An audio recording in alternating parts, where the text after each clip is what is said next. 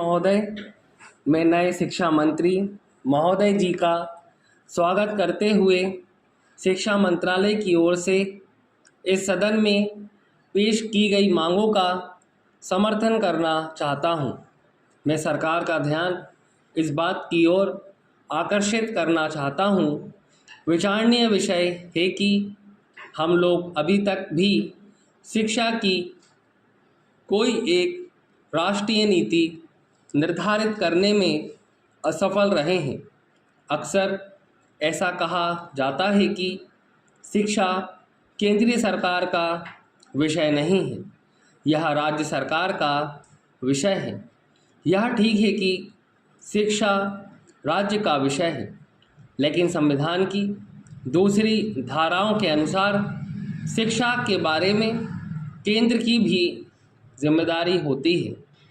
फिर भी यह पहली बार है, चाहे नए शिक्षा मंत्री के कारण हो, चाहे भारत सरकार की नीति के प्रति दृष्टिकोण में परिवर्तन के कारण हो, हम यह पाते हैं कि जो वार्षिक विवरण इस वर्ष के लिए शिक्षा का पेश किया गया है, उसमें केंद्रीय सरकार ने शिक्षा के प्रति और शिक्षा से संबंधित हिंदी भाषा और भारत की दूसरी भाषाओं के प्रति अपनी जिम्मेदारी को खुले तौर से स्वीकार किया है।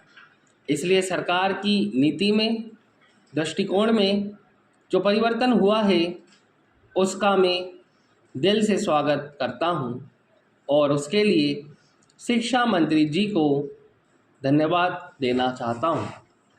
आमतौर पर हम लोग इस बात की चर्चा करते हैं कि मुग़ल काल में हमारा देश सबसे धनी था, लेकिन पश्चिमी देशों के मुकाबले उस वक्त भी बहुत पीछे था। इसका क्या कारण है?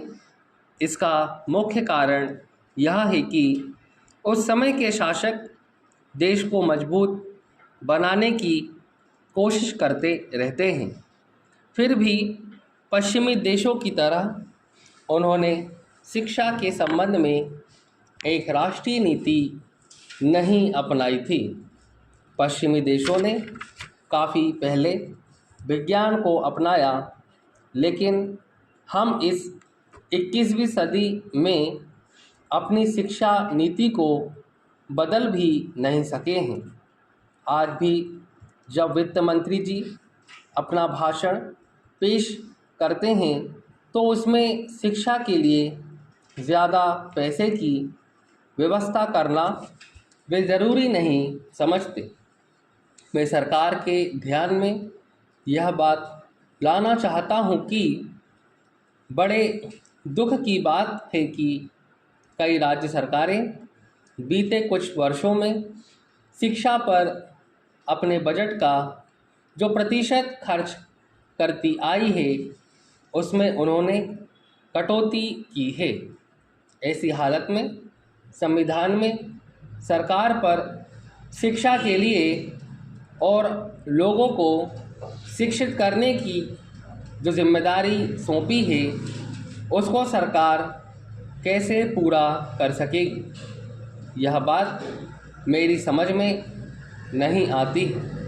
कोई भी ऐसा प्रगतिशील देश नहीं है जहां हमारे देश की तरह शिक्षा को सबसे पीछे रखा जाता है और उस पर इतना कम खर्च किया जाता है।